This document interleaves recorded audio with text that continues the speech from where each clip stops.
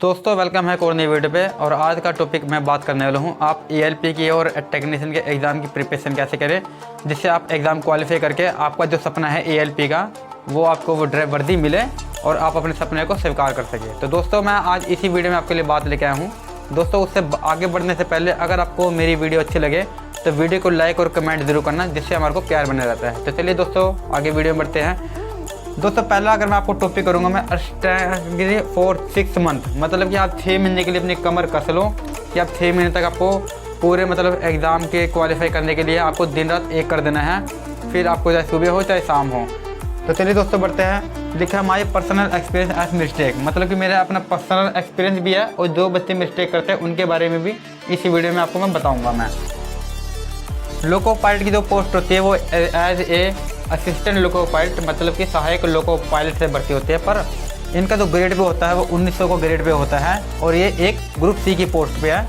और जो इसकी स्टार्टिंग सैलरी 30 के यानी कि 30,000 से लेके एंड तक आपके 80,000 तक पड़ जाती है, 80 से 1 लाख के अप्रोक्सीमेट हो जाती है। पर वो क्या है कि एक्सपीरियंस की बिहाफ पे जब जितना आपको एक्सपीरियंस है उस हिसाब से आपका प्रमोशन है, उस हिसाब से आपको तैयारी करनी पड़ेगी, वो आगे से आगे भी तैयारी आपको करनी पड़ेगी। तो दोस्तों मैं आपको ये बताने वाला हूँ कि एएलपी और टेक्नीशियन के एग्ज़ाम की प्रिपरेशन कौन कर सकता है। अगर बात करूँ मैं टेक्नीशियन की, तो टेक्नीशियन के लिए आपको पास मिनिमम 10th प्लस ITI होनी चाहिए, 10th प्लस ITI। और आपको हर एक वीडियो में आपको ये भी बताता हूँ मैं कि अगर आपकी +2 है तो +2 आपके 3 सब्जेक्ट कॉमन है जो आपके पास होनी चाहिए, फिजिक्स, केमिस्ट्री और मैथ, PCM, ये +2 होनी चाहिए। क्योंकि +2 आर्ट्स से भी कर रहे हैं कई बच्चे, +2 कई आर्ट्स मतलब कि उससे कर रहे हैं। तो ऐसे में क्या है कि करोड़ों बच्चे हो जाते हैं +2 क्लास के, तो सारे बच्चे को तो एग्ज़ाम प्रिपरेशन नहीं किया सकता। इसकी वैकेंसी वैसे कम निकलती है, 1000-2000 के अप्रोक्स निकलती है। जहाँ ITI वाले के अगर 20,000 निकली है तो यहाँ पे आपको 2000-3000 +2 वालों के बेस पे निकलेगी वैकेंसी यहाँ पे आपको। तो वैसे इसका कोई फ़ायदा नहीं है, आपको जो मेन फ़ायदा है वो यहाँ पे ITI होना आपको ज़रूरी है।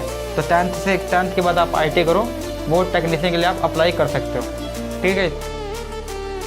अगर बात करूँ मैं एएलपी की असिस्टेंट लोको पायलट के लिए, तो असिस्टेंट लोको पायलट के लिए आपके पास तो क्वालिफिकेशन होनी चाहिए, जो क्वालिफिकेशन होनी चाहिए वो होनी चाहिए आपके पास 10th प्लस ITI, तो मिनिमम है जो क्वालिफिकेशन होती है आपके पास मिनिमम है 10th प्लस ITI, ये तो हर कोई करता है।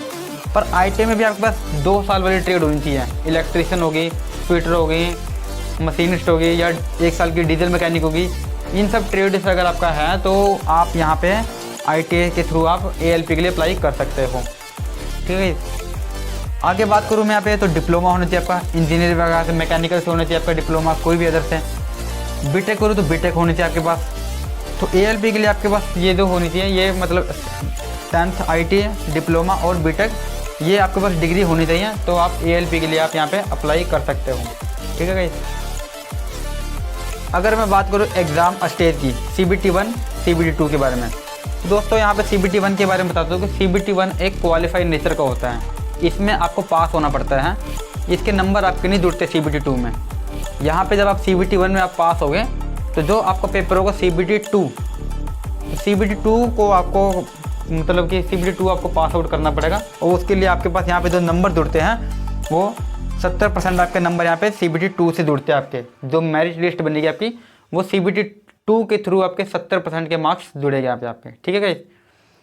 अब मैं बात कर ले तो एग्ज़ाम स्टेज में तो CBT1 हो गया, CBT2 हो गया।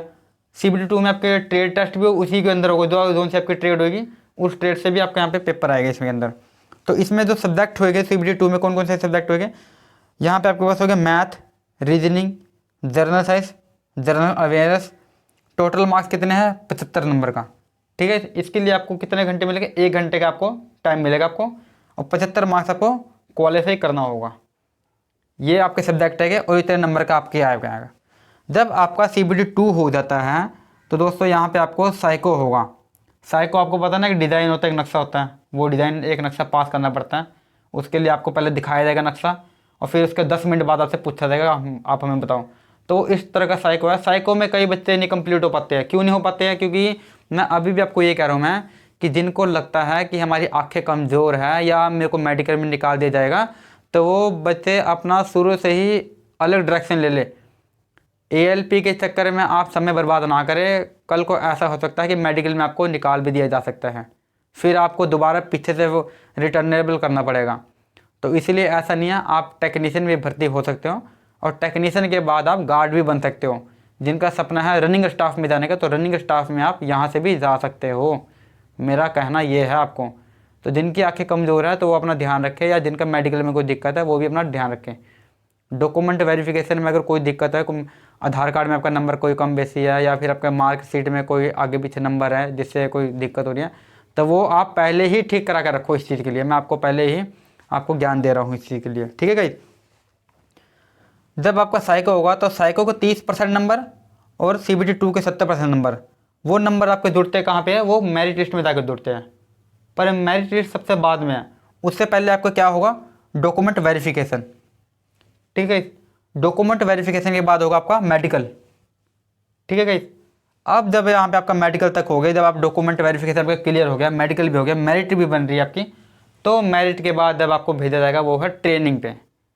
ट्रेनिंग पे भेजेगा। ट्रेनिंग पे आपको जोन से आपको अगर डीजल मैकेनिक है तो डीजल मैकेनिक साइड में भेजा जाएगा, और अगर आपके पास इलेक्ट्रिशियन है या इलेक्ट्रॉनिक्स है तो आपको इलेक्ट्रिक लोकोमोटिव के अंडर भेजा जाएगा। जैसे अपना तुगलकाबाद है, गांधीधाम है, डीजल मैकेनिक है, डीजल इंजन का, तो ऐसे ऐसे होता है। तुगलकाबाद टीकड़ी, तो यहाँ पे इलेक्ट्रिक लोको सेट है ये, तो यहाँ पे ऐसे आपको ट्रेनिंग सेंटर के लिए आपको यहाँ पे भेजा जाएगा ट्रेनिंग के लिए बतौर ऐसे।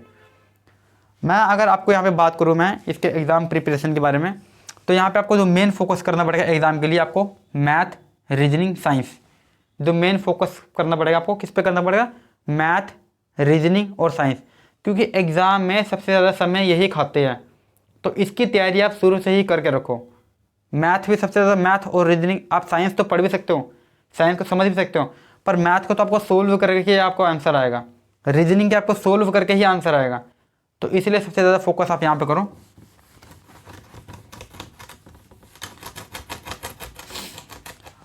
अगर मैं दोस्तों बात करूँ यहाँ पे मैं, तो आपको पढ़ना किस हिसाब से यहाँ पे मैं बताता हूँ आपको। CBT 1 के बारे में आपको मैं बता देता हूँ मैं। तो इस एग्ज़ाम की तैयारी आपको पूरी ज़ोरों से करनी पड़ेगी। CBT 1 के एग्ज़ाम की सबसे पहला जो आपका स्टेज है CBT 1 के, CBT 1 के एग्ज़ाम की तैयारी पूरी अच्छे से करनी पड़ेगी। 70% नंबर ही आपके CBT 2 में जाके जुड़ते हैं, तो इसलिए अपने माइंड को फ्रेश रखें और अपने माइंड को ज़्यादा तनावपूर्ण ना करें, ठीक है। यहाँ तक आपको समझ आएगा। आपको आप खेल कूद भी थोड़ा कर सकते हो शाम को। मैं अपना एक्सपीरियंस देता हूँ, तो मैं मेरे पढ़ने का, तो मैं अधिकतर कहते हैं कि 4 बजे उठता, पर मैं अधिकतर 4 नहीं 4:30 के आसपास में उठ जाता था मैं, और जो मैं पढ़ाई करता था मैं 8 बजे तक, क्योंकि जितना इस टाइम में आपने पढ़ लिया फिर उसके अराउंड नहीं पढ़ा जाता आपको फिर, क्योंकि जब माइंड शांत होता है तो सुबह सवेरे का जो वातावरण होता है वो बहुत ही शांत वातावरण होता है। उसमें क्या है कि आपको पढ़ा भी जाएगा और आपको समझा भी जाएगा। तो मैं क्या था, मेरा ये टाइम फिक्स था 4:30 से लेकर 8 बजे तक का, ऐसा टाइमिंग मेरा शेड्यूल फिक्स था मेरा। मैंने कोई एक्स्ट्रा काम के चक्कर में जोर में नहीं पढ़ा, मैं कहा नहीं, क्योंकि जब आपको जिस चीज़ का सपना है वो चीज़ को आपने पूरी ही करनी पड़ी खुद से आपको। मैं रात को तैयारी करने बैठता था, मैं अधिकतर 8:30 बजे से बैठता था, मैं रात के 11 बजे तक बैठ जाता था पढ़ने, कभी 11:30 भी होते थे। पर क्या है, रात को पढ़ना है तो पढ़ना ही है, सुबह इतने बजे उठना है तो उठना ही है। दिन में कोचिंग ले रखी थी, ऑनलाइन कोचिंग ले रखी थी, तो ऑनलाइन कोचिंग से भी मैं पढ़ता था यहाँ पे मैं। तो CBT में कुछ इस तरह, CBT 1 से मेरा कुछ इस तरह क्वालिफाई हुआ मेरा, ये पेपर मेरे हैं। अब होते भी मेरे को 2.5-3 साल हो गया है, मतलब इसमें इस लाइन में से भी मेरे को, तो इतना तो मैं एक्सपीरियंस खुद का भी आपको बता सकता हूँ मैं। पर सबसे ज़्यादा फोकस सब्जेक्ट में करने लायक है वो है आपका कौन सा है, मैथ, रीजनिंग और साइंस, जो सबसे ज़्यादा आपको दिमाग खाते हैं। CBT 1 आपका जब पास होगा तो CBT 2 में आपको यहाँ पे पता ही, आपको यहाँ पे 70% नंबर आपके यहाँ से जुड़ के साइको में जाएंगे, और साइको से ही आपको document verification, merit list, medical और आपको ट्रेनिंग भेजा जाएगा। ट्रेनिंग बतौर आपकी 1 साल की होती है ट्रेनिंग, यहाँ पे 1 साल की यहाँ पे आपकी ट्रेनिंग हुई है, और 1 साल की ट्रेनिंग के बाद 2 साल की ट्रेनिंग के बाद जैसा भी वो जिस मतलब साइड से आप फार्म भर रहे हो, जिस डिवीज़न से आप फार्म भर रहे हो, वो डिवीज़न के ऊपर डिपेंड करता है कि आपको नवी ज्वाइनिंग में मतलब कब दिया जाएगा, कब तक से ट्रेनिंग पे रखा जाएगा। 1 साल 2 साल वो ट्रेनिंग उनके अंडर में दिया जाता है जहाँ से आपने फार्म भरा है। तो दोस्तों मेरा एग्ज़ाम प्रिपरेशन का कुछ ऐसा शेड्यूल था कि मैं सुबह 4:30 बजे उठ जाता था और 8 बजे तक करता था मैं, और रात को 8:30 बजे बैठता था पढ़ने के लिए, और रात को 11 या 11:30 तक मैं अपना तैयारी करते रहता था मैं। तो मेरा कुछ इस शेड्यूल था। अगर आप इस हिसाब से तैयारी करोगे तो 6 महीने आप कंटिन्यू तैयारी करते रहो। 6 महीने के बाद आपका अपने आप ही एग्ज़ाम प्रिपरेशन के आपका दिमाग खुल जाएगा और आपको लगा कि हाँ मेरे को अंदर से अब मैं एग्ज़ाम की तैयारी मेरी हो चुकी है और मैं एग्ज़ाम को क्वालिफाई करने के लिए तैयार हूँ मैं। ठीक है, इससे पहले मैं आपको ये बताता हूँ, मैं अगर जिसका मैथ, रीजनिंग या साइंस जिसका बेसिक से कमज़ोर है, जिसका बेसिक से समझ नहीं आ रहा है, तो वो यहाँ पे आप एग्ज़ाम प्रिपरेशन के लिए 9th 10th 11th या 12th इन क्लास के बच्चों का भी